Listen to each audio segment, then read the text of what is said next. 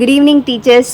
எல்லோரும் பொங்கல் எப்படி கொண்டாடிட்டு இருக்கீங்க? சந்தோஷமாக கொண்டாடிட்டு இருக்கீங்களா? நான் இன்றைக்கி மாட்டு பொங்கலோட காலையிலே எழுந்துச்சி உட்காந்து ஜல்லிக்கட்டுலாம் உட்காந்து சந்தோஷமாக பார்த்துட்டே இருந்தேன். ஸோ ஓகே, வீடியோக்குள்ளே போயிடலாம். இன்றைக்கி இந்த வீடியோவில் வந்து நான் வந்து 6th-லேருந்து 10th வரைக்கும் உள்ள school books, particularly English subject நான் ஆல்ரெடி கவர் பண்ணி முடிச்சுட்டு, ரிவிஷனும் 2 times பண்ணி முடிச்சுட்டு, கொஷின் பேப்பரும் ஃபுல்லாக போட்டு முடிச்சுட்டேன். ஸோ இதை வந்து நான் எப்படி பண்ணினேன் அப்படிங்கிறதுக்காக தான் இந்த வீடியோ நான் ப்ரிப்பேர் பண்ண போகிறேன். பிகாஸ் அது உங்களுக்கு ஈஸியாக இருக்கும், ஒரு அவுட்லுக் கொடுக்கும்ல. நான் முடிச்சதுனால வந்து என்னுடைய எக்ஸ்பீரியன்ஸ்லேருந்து இப்படி பண்ணலாம் அப்படிங்கிறதுக்கான ஐடியா நீங்கள் எடுத்துக்கலாம். ஸோ 6th to 10th வரைக்குமே உங்களுடைய ஸ்கூல் புக்ஸ் நீங்கள் ஃபஸ்ட் பார்த்தீங்க அப்படின்னா ஒவ்வொரு இதுலேயுமே 7 லெசன்ஸ் வந்து கொடுத்துருப்பாங்க. 6th standard அப்படின்னா வந்து 7 units வரும்.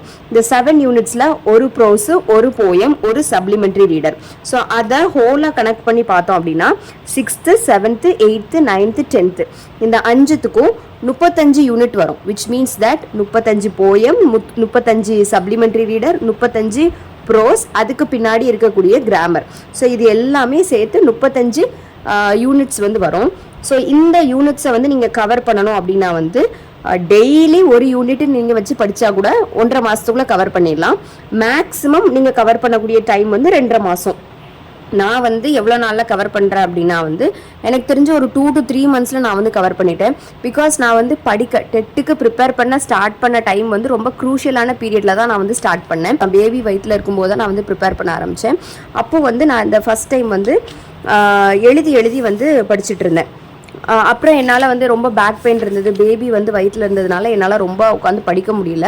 அப்புறம் எனக்கு டெலிவரி ஆயிடுச்சு, அப்புறம் ப்ரெக்னென்சி ஆச்சு. அதனால எனக்கு ஒரு 2 to 3 monthsக்குள்ளேயே எல்லாத்தையும் நான் கவர் பண்ணி முடிச்சிட்டேன். கவர் பண்ணி முடிச்சதுக்கப்புறம் மறுபடியும் ஃபஸ்ட்டு ஒரு ரிவிஷன் போனேன், அடுத்து செகண்ட் ஒரு ரிவிஷன் போனேன். இந்த 2 ரிவிஷனும் முடிக்கிறதுக்கு எனக்கு ஃபாஸ்ட்டாக முடிச்சிட்டேன். வை? பிகாஸ் நான் எதை படிக்கணுமோ அதை வந்து இம்பார்ட்டண்ட்டானதை மட்டும்தான் நான் அண்டர்லைன் பண்ணி வச்சுருப்பேன். அதனால வந்து தேவையானதை படிச்சுட்டு அகெயின் ரிவிஷன் பண்ணுறதுக்கு எனக்கு ரொம்ப வந்து அது ஈஸியாகவும் இருந்தது. புக் டீட்டெயில்ஸ்லாம் ஆல்ரெடி உங்களுக்கு தெரிஞ்சிருக்கும். லேர்ன் வித் GMKல தான் நான் வாங்கியிருந்தேன். அதுக்குள்ள டீட்டெயில்ஸ் அண்ட் நம்பர்ஸ் எல்லாம் இதில் இருக்குது. ஃபஸ்ட்டு வந்து இவங்க வீடியோவை பார்த்து நானே செல்ஃபாக கையில் நோட்ஸ் எடுத்து தான் படிக்க ஆரம்பித்தேன். அதுக்கப்புறம் பேபி வச்சுட்டு என்னால் படிக்க முடியலையா, அதனால நான் என்ன செஞ்சேன், ரொம்ப நேரம் உட்காந்து எழுத முடியாது, அதனால நம்ம என்ன செஞ்சிடலாம், நோட்ஸாகவே வாங்கிடலான்னு சொல்லிட்டு நோட்ஸே வாங்கிட்டேன். நான் வந்து எதை அண்டர்லைன் பண்ணியிருக்கேனோ அதை மட்டும் படிச்சுட்டு போயிட்டே இருப்பேன். அப்படிங்கிறப்ப என்னுடைய ரிவிஷன் டைம் அதிகமாக நான் previous year question paper solve பண்ணி பார்ப்பேன் பார்த்தீங்களா, அதில் என்னுடைய மார்க்ஸும் அதிகமாச்சு. இப்போ வரைக்கும் 30 questions வரும் நமக்கு டெட்டில், அப்படி தானே இங்கிலீஷில். அதில் மினிமமாக என்னால் வந்து 22லேருந்து மேக்ஸிமமாக என்னால் 26 மார்க்ஸ் வரைக்கும் போட முடியுது. 6 to 8 மார்க்ஸ் தான் நான் கான்சென்ட்ரேட் பண்ண வேண்டியது இருக்குது. நான் கொஷின் பேப்பர் அதிகமாக கான்சென்ட்ரேட் பண்ண எதில் அதிகமாக தப்பு விட்டுருக்கு, எதெல்லாம் நான் அதிகமாக படிக்கணும் அப்படிங்கிறதுக்கான லிஸ்ட்டையுமே வந்து பேரலாக ரெடி பண்ணிகிட்டே இருக்கேன். இப்போ இந்த விஷயத்தை நான் கான்சென்ட்ரேட் பண்ணி படித்தாலே போதும். அது மட்டும் இல்லாமல் நான் வந்து ப்ரிப்பேர் பண்ணுற டைமில் பேரலாகவே வந்து எந்தெந்த கிராமர் பார்ட்லாம் வந்து நான் ரொம்ப கான்சென்ட்ரேட் பண்ண வேண்டும் அப்படிங்கிறதையுமே வந்து சைட் பை சைட் வந்து ப்ரிப்பேர் பண்ணி வச்சுக்கிட்டேன். மேக்ஸிமம் வந்து ப்ரோஸ் இங்கிலீஷில் வந்து கொஸ்டின் பேப்பரை நான் இது வரைக்கும் அனலைஸ் பண்ணதுலேருந்து ப்ரோஸில் வந்து என்னெல்லாம் கேட்குறாங்க அப்படின்னா ஆத்தரோட டீட்டெயில்ஸ், ஆத்தர் என்ன புக்கு எழுதியிருக்காங்க, ஆத்தர் வந்து என்ன அவார்டு வாங்கியிருக்காங்க, ஸோ அது பற்றினது. அதுக்கப்புறம் ப்ரோஸ்லேருந்து சினானிம்ஸ், ஆன்டனிம்ஸ் அதெல்லாம் வந்து கண்டிப்பாக வருது. அடுத்து போயமில் வந்து ஃபிகர் ஆஃப் ஸ்பீச் இருக்கும்ல, சிமிலி, மெட்டாஃபர், அந்த மாதிரிலாம் ஃபிகர் ஆஃப் ஸ்பீச்லாம் வருதுல்ல, அந்த ஃபிகர் ஆஃப் ஸ்பீச்சு. அப்புறம் ரைம் ஸ்கீம் கேட்குறாங்க, அதுலேயுமே சினானிம்ஸ்லாம் வந்து கேட்குறாங்க. அதுக்கப்புறம் லைன்ஸ் கொடுத்து போயமோடைய ஸ்டார்டிங் லைன் இருக்கும், எய்தர் வந்து ஸ்டார்டிங் லைன் கொடுத்துருப்பாங்க இல்லை எண்டிங் லைன் கொடுத்துருப்பாங்க. இந்த லைன் வந்து எந்த போயமில் வருது, இந்த போயம் வந்து யார் எழுதுனாங்க அப்படின்னு கேட்குறதுக்கான சான்ஸ் வந்து இருக்குது.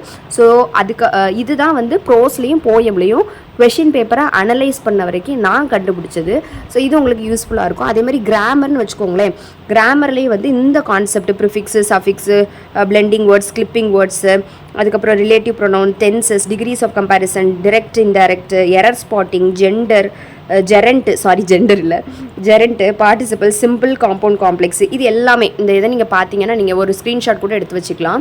படிக்கும்போது 6th-லேருந்து 8th வரைக்கும் கொஞ்சம் கடன்னு படித்த மாதிரி இருக்கும். ஏன்னா எல்லா லெசனும் குட்டியாக இருக்கும்ல, கிராமரும் குட்டியாக இருக்கும். 9th 10th படிக்கும்போது கொஞ்சம் ஸ்லோவாக ஆன மாதிரி இருக்கும். அது ஒன்றும் பிரச்சனை இல்லை. நான் வந்து எப்படி படிப்பேன் அப்படின்னா வந்து ஒரு நாளைக்கு ஒரு யூனிட் எப்படின்னா ஒரு ப்ரோஸு, ஒரு போயம், ஒரு சப்ளிமெண்ட்ரி ரீடர். அப்போ அது ஒரு யூனிட், சரியா? ஃபுல்லாக உட்காந்து ப்ரோஸும் படிக்க மாட்டேன், ஃபுல்லாக உட்காந்து போயமும், ஃபுல்லாக உட்காந்து சப்ளிமெண்ட்ரி ரீடரும் படிக்க மாட்டேன். ஒரு ப்ரோஸ், ஒரு போயம், ஒரு சப்ளிமெண்ட்ரி ரீடர், ஒரு கிராமர், இவ்வளோ தான் டெய்லி உட்காந்து படிப்பேன். இன்னொரு விஷயம் என்னென்னா, என்னுடைய மேஜரும் வந்து இங்கிலீஷ் தான் அப்படிங்கிறதுனால இங்கிலீஷ் நான் வந்து நல்லா கான்ஃபிடென்ட்டாகவே படித்தேன்.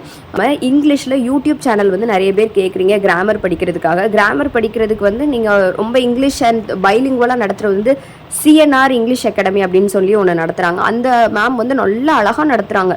ரொம்ப ஈஸியாக புரிகிற மாதிரி தான் இருக்கும், ரொம்ப குழப்பாது. இன்னும் ஒரு முக்கியமான விஷயம் என்னென்னா வந்து, இப்போ நீங்கள் வந்து கிராமர் வந்து புதுசான சென்டென்ஸ்லாம் வந்து உருவாக்கிலாம் கேட்க மாட்டாங்க. புக்கில் என்ன இருக்குதோ அதே கொஸ்டின் தான் டெட் பேப்பர்லேயே வரும். புக்கில் உள்ள என்ன எக்ஸாம்பிள் கொடுத்து கேட்டிருக்காங்களோ அதே எக்ஸாம்பிள் தான் வந்து டெட் கொஷின் பேப்பர்லேயே வந்து. இதுவும் வந்து நான் அனலைஸ் பண்ணும்போது நான் கண்டுபிடிச்சிருக்கேன். அதாவது நீங்கள் எக்ஸாம்பிளை நல்லா சால்வ் பண்ணி மெமரைஸ் பண்ணி நல்லா பார்த்துட்டு போனீங்கனாலே அதிகமான கிராமர் ரிவிஷன் அதையே திரும்ப பண்ணிங்கனாலே வந்து உங்களால் நல்லபடியாக வந்து கிராமர்லேயும் ஸ்கோர் பண்ண முடியும். ஸோ இந்த வீடியோ உங்களுக்கு யூஸ்ஃபுல்லாக இருக்கும் அப்படின்னு நினைக்கிறேன். ஸோ இந்த வீடியோவில் நம்ம என்னெல்லாம் பார்த்துருக்கோம் அப்படின்னா 6th-லேருந்து 10th வரைக்கும் 35 யூனிட்ஸ் இருக்குது. அது மட்டும் இல்லாமல் இதை கம்ப்ளீட் பண்ணுறதுக்கான டியூரேஷன் 1.5 இல்லைனா 2 மாதத்துக்குள்ளே நீங்கள் முடிச்சிடலாம். புக்கோடைய டீட்டெயில்ஸ் லேர்ன் வித் ஜிஎம்கேலேருந்து வாங்கியிருக்கேன். நீங்கள் ரிவிஷன் பண்ண உங்களால் ஸ்ட்ராங்காக போட முடியும். கொஷின் பேப்பரை போட்டு பாருங்கள். அப்படா தான் வந்து மிச்சம் இருக்கக்கூடிய மிஸ்டேக்ஸ் என்னெல்லாம் அப்படிங்கிறத கண்டுபிடிச்சி அதை திருத்தி நீங்கள் வந்து அதிகமான மார்க்ஸ் வாங்க முடியும். ப்ரோஸில் நீங்கள் எதை கான்சென்ட்ரேட் பண்ணணும், போயமில் நீங்கள் எதை கான்சென்ட்ரேட் பண்ணணும், கிராமரில் நீங்கள் எதை கான்சென்ட்ரேட் பண்ணணும் அப்படின்னு சொல்லியிருக்கேன். அது போக ஒரு யூடியூப் சேனலில் உங்களுக்கு ரெஃபர் பண்ணியிருக்கேன். இந்த வீடியோ உங்களுக்கு கண்டிப்பாக பிடிச்சிருக்கும் அப்படின்னு நினைக்கிறேன். இது மூலமாக தான் நான் இப்போ வரைக்கும் கான்ஃபிடென்ட்டாக 6th-லேருந்து 10th வரைக்கும் எல்லா போர்ஷனையும் கம்ப்ளீட் பண்ணி ஓகே ஃபைன் சூப்பர் அப்படின்னு நான் நினச்சி வச்சுருக்கிறேன். எனக்கு வந்து டெட்டு படிக்கும்போதெல்லாம் கான்ஃபிடன்ஸ் கொடுக்குறது வந்து இங்கிலீஷ் தான் கான்ஃபிடன்ஸ் கொடுக்கும். வை? பிகாஸ் என்னால் பண்ண முடியும். பிகாஸ் எனக்கு தமிழ் வந்து ரொம்ப கஷ்டமாக இருக்கும், சோஷியலும் கொஞ்சம் கஷ்டமாக தான் இருந்த மாதிரி இருக்குது. ஆனால் வந்து இங்கிலீஷ் எனக்கு ரொம்ப கான்ஃபிடன்ஸ் கொடுக்கும். கண்டிப்பாக நம்ம படித்து பாஸ் ஆகிடலாம் அப்படின்னு சொல்லிட்டு உங்களுடைய மேஜர் நீங்கள் கான்சென்ட்ரேட் பண்ணாலும் கண்டிப்பாக நீங்கள் நிறைய மார்க் எடுப்பீங்க. உங்கள் எல்லாருக்கும் இந்த வீடியோ பிடிச்சிருக்கோம் அப்படின்னு நினைக்கிறேன். ஹாப்பி மாட்டு Pongal. Have a good day. Thank you.